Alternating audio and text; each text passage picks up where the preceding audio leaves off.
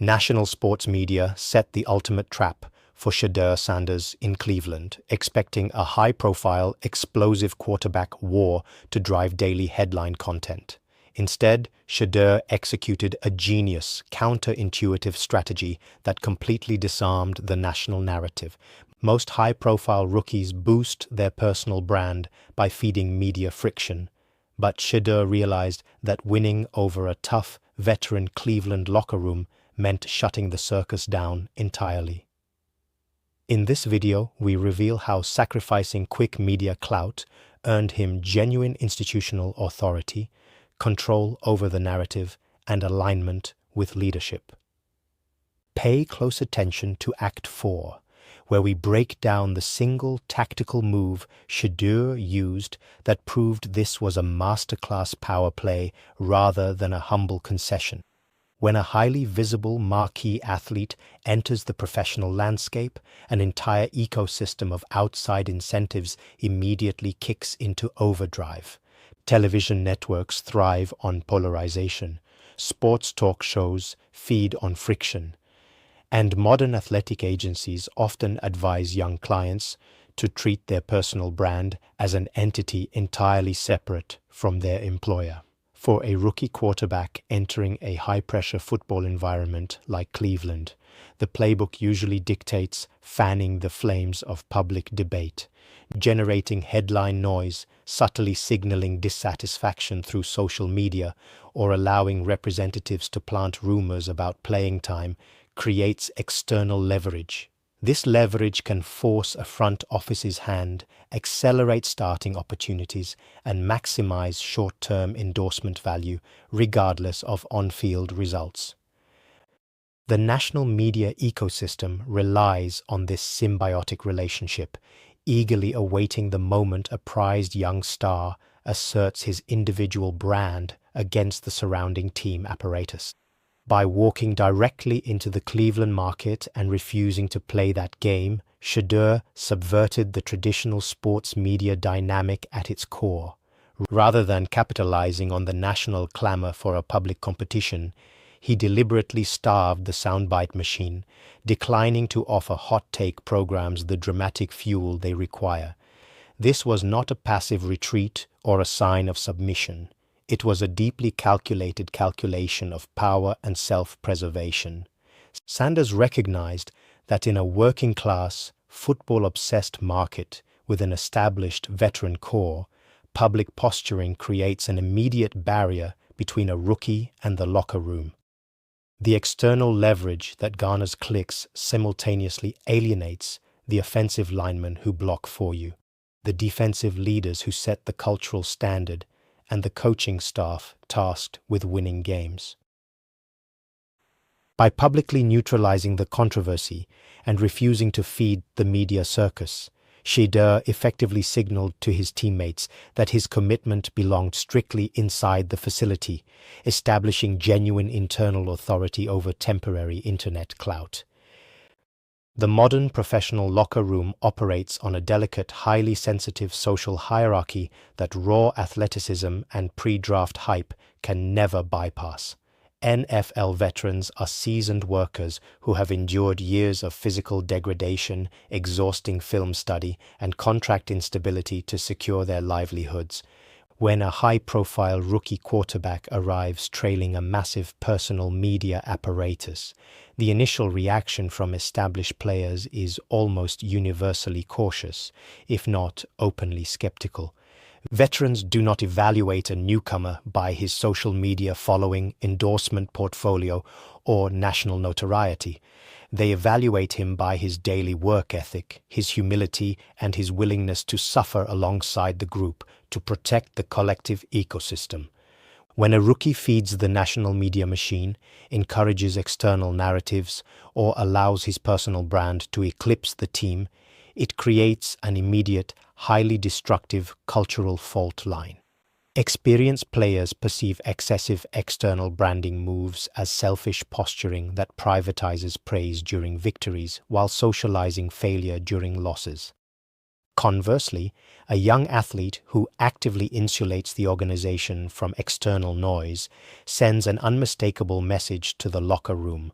The internal sanctum of the team always comes before individual celebrity. History is littered with talented rookie signal callers whose inability to manage media dynamics fractured their teams from the inside out. Consider the cautionary tale of Robert Griffin III in Washington. Griffin entered the league as a transcendent talent, but his open cultivation of personal media leverage, direct channels to upper management, and public critiques of offensive schemes created deep, irreconcilable resentment among veteran teammates and coaching staff. The locker room quickly splintered into factions, destroying the baseline trust required to execute under high-stakes pressure. Similarly, in Cleveland, the arrival of Johnny Manziel demonstrated the toxic impact of prioritizing celebrity status over professional integration. Manziel's off-field circus, amplified by relentless national media coverage and personal entourages, signaled to a blue-collar roster that individual stardom took precedence over daily preparation and accountability. In both cases, the surrounding media noise did not merely create external distractions, it actively dismantled locker room cohesion, eroded leadership structures, and turned potential franchise turnarounds into cautionary organizational disasters. Recognizing these historical pitfalls, Shedeur adopted a strikingly different psychological posture upon entering the Cleveland facility. Rather than leaning into his global fame or using post-practice press conferences to highlight his individual talents, Sanders executed a systematic shift in his public communications. A thorough analysis of his press clip, breakdowns, and media availability reveals a deliberate, highly disciplined strategy of credit deflection. When reporters pressed him on crisp throw completions or impressive individual playmaking during open practices, Sanders consistently redirected the narrative back to the grueling work of the offensive line, the precise timing of his wide receivers, and the invaluable mentorship of veteran quarterbacks on the roster. By publicly praising the unsung heavy lifters up front and attributing every positive play to collective execution, Sanders strategically dismantled the perception of entitlement that typically accompanies second-generation athletic royalty. This deliberate insulation strategy fundamentally transformed how the Cleveland locker room processed his arrival. Instead of viewing him as an external entity seeking personal validation, veteran leaders began to see a focused professional who deeply understood the unwritten rules of NFL culture. By choosing strategic restraint in front of the camera and relentless discipline behind closed doors, Shedeur built an authentic foundation of respect within the building. Deflecting personal praise and insulating the locker room from sensationalized storylines proved to senior players that he was committed to earning authority through sweat equity rather than demanding it through pre-existing fame. In a high-stakes, working-class football culture that historically rejects unearned entitlement, this psychological shift laid the vital groundwork for a rookie to earn genuine locker room trust. The architecture of modern sports media thrives on manufactured conflict, where sound bites are weaponized to generate engagement across television networks, digital feeds, and social media platforms. For television networks operating on continuous morning and afternoon debate formats, nuance is an enemy and balance is a liability. Shows designed around provocative arguments require daily friction, explicit tension, and sharp quotes to construct compelling segments. When a high-profile rookie quarterback enters a high-volume sports market like Cleveland, television producers anticipate a predictable sequence of events, sensationalized questions at media availabilities, leading prompts about team hierarchy, and emotional responses that can be clipped, packaged, and endlessly debated for the next 24 hours. A single misplaced phrase, an ambiguous sigh, or a subtle sign of frustration becomes prime raw material for multi-platform content creation. When you analyze the stark contrast between television hot take segments and actual press conference transcripts involving Shedeur Sanders, the brilliance of his public relations strategy becomes undeniably clear. National commentators frequently attempt to project drama onto his situation, framing routine developmental milestones or rotational depth chart choices as explosive power struggles between a young superstar and an established system. However, when examining the raw transcript of these media sessions, one finds a masterclass in disciplined message control. Sanders routinely responds to loaded questions about starter reps, team politics, and external expectations with flat, deliberately measured, and completely controversy-free prose. By systematically refusing to validate leading questions or offer speculative commentary on internal team decisions, he creates a stark visual and narrative disconnect between the sensational headlines engineered in studio TV control rooms and the actual reality documented on the ground. This disciplined restraint functions as a silent lever of institutional power within modern sports media dynamics. By maintaining absolute control over his public statements, Shedeur starves narrative-driven sports media of the precise currency it requires to sustain ongoing controversy, verbal conflict. Content-driven television shows cannot spend days dissecting a feud if neither participant gives them a quote to anchor the debate. When an athlete consistently denies media outlets the dramatic fuel necessary for hot takes, the narrative machinery suffers a structural breakdown. Speculation can only run on fumes for so long before audience fatigue sets in and producers are forced to pivot elsewhere. By neutralizing the threat of sensationalized sound bites at the podium, Sanders shifts the burden of proof back onto the press corps. Consequently, this strategic silence alters the working relationship between the athlete and local beat writers. When the sensationalized national narrative collapses under the weight of calm, disciplined press conference answers, local journalists are forced to abandon outrage-based reporting and return to primary source journalism. Deprived of inflammatory quotes, beat writers have no choice but to refocus their coverage on actual football mechanics, film study breakdown, practice execution, and genuine on-field progression. Controlling public statements is not merely an exercise in corporate media training, it is a calculated public relations mechanism that dismantles external leverage. By forcing the press corps away from speculative interpersonal drama and back toward objective evaluation, Shedeur protects his focus, controls his narrative, and reinforces his authority both on and off the field. In the modern corporate structure of a professional sports franchise, authority is rarely seized solely through raw talent or public clamor. It is built through systematic alignment with the internal stakeholders who control operational survival.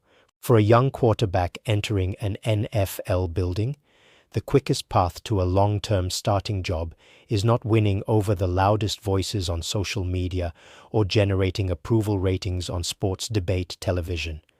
It is establishing absolute, unshakable trust with the veteran offensive linemen, defensive leaders, and senior personnel who dictate room dynamics and game plan execution. Public fan support is notoriously fickle, swaying dramatically with every incomplete pass or turnover. Institutional trust, by contrast, acts as an enduring currency within the building. By intentionally prioritizing the locker room over the spotlight, Shedeur Sanders engaged in a calculated strategy of long-term power accumulation, recognizing that a quarterback's true staying power depends entirely on whether his teammates believe he is fighting alongside them or merely exploiting the organization for personal exposure.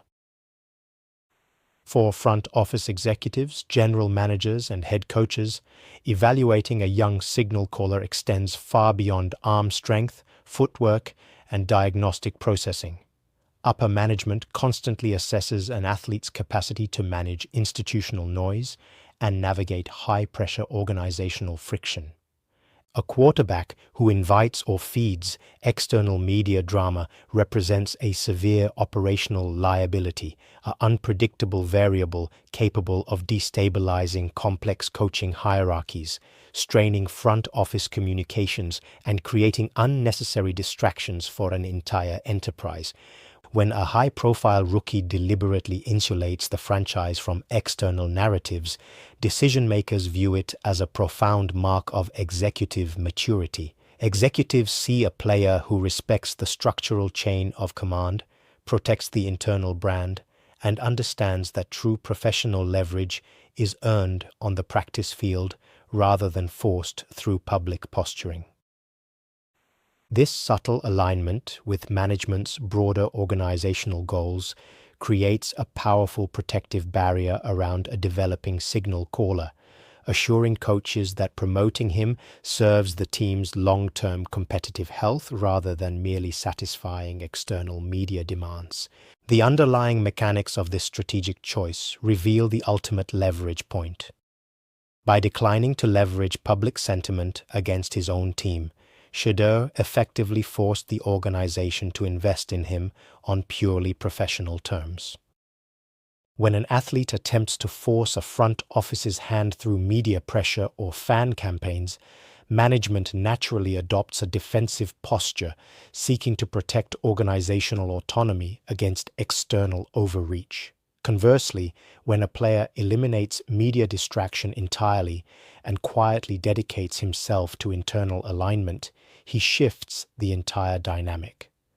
Leadership no longer views his rise as a concession to external circus pressure.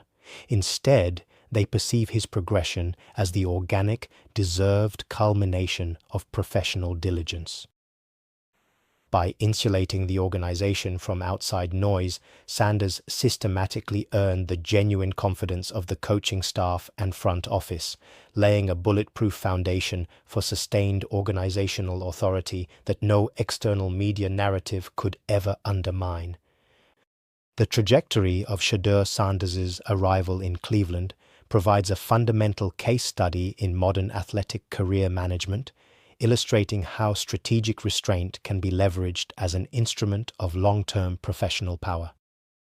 For decades, the conventional playbook for elite, high-profile rookies entering professional sports emphasized immediate personal brand maximization. Young athletes were frequently encouraged by advisors, agents, and marketing teams to aggressively capitalize on pre-existing fame, convert draft capital into instant off-field market equity, and cultivate direct channels to the public through media engagement. This approach assumed that external popularity translated into internal influence, operating on the belief that a massive fan base and overwhelming public demand could effectively compel coaching staffs and front offices to accelerate starting opportunities. However, as the contemporary sports media landscape has grown increasingly fractured, hyper-reactive, and headline-obsessed, that old model has repeatedly backfired, creating toxic locker room friction and exposing young players to immense organizational blowback at the earliest signs of professional adversity. By deliberately choosing team unity over personal brand amplification, Shedeur executed what should be viewed not as a humble concession or passive retreat, but as a deeply tactical power move. In an era where every press conference statement, social media post, and sideline camera angle is dissected for content, insulating oneself from the circus requires an extraordinary level of discipline and self-awareness. Sanders recognized that true leverage within a professional sports organization does not stem from external noise. It is forged through absolute credibility within the four walls of the facility.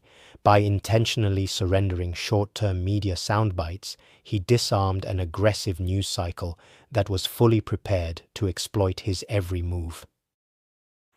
Far from relinquishing control, this strategic, calculated withdrawal allowed him to dictate the terms of his own integration, quietly building unbreakable authority among the veteran peers and organizational leaders who ultimately dictate success on the field. This shift represents a complete redefinition of modern athlete media literacy, particularly for high-profile stars entering high-stakes, traditional sports markets. True media literacy is no longer just about knowing how to perform in front of a camera or build a massive digital footprint. It is about understanding the structural mechanics of the modern attention economy and actively preventing external commercial interests from dictating internal workplace dynamics. In small market or intensely passionate football environments, where local culture highly values blue-collar work ethic and collective accountability over individual stardom, feeding the national headline machine is a guaranteed path to alienation. Shedeur demonstrated that an athlete can possess immense personal celebrity while maintaining complete discipline at the microphone, using press availabilities to repeatedly deflect attention, validate teammates, and protect organizational integrity. He proved that quiet competence and public restraint can serve as a far more effective shield against media sensationalism than defensive posturing or public arguments ever could. Ultimately, Shedeur Sanders' approach establishes an essential blueprint for future generations of elite athletes entering hyper-public, multi-million-dollar professional ecosystems. It challenges the pervasive modern myth that an athlete must constantly fight for individual public visibility to preserve their status and long-term leverage.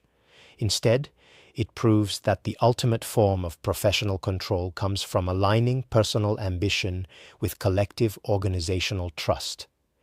By placing locker room cohesion, institutional alignment, and daily sweat equity above temporary internet engagement, a star rookie transforms from a media phenomenon into an indispensable franchise cornerstone. As future draft classes navigate an increasingly noisy, fragmented, and demanding sports media environment, Sanders' masterclass in Cleveland will stand as a clear demonstration of how modern athletes can disarm external pressure, command respect across every level of an organization, and build enduring professional power through strategic alignment and disciplined restraint.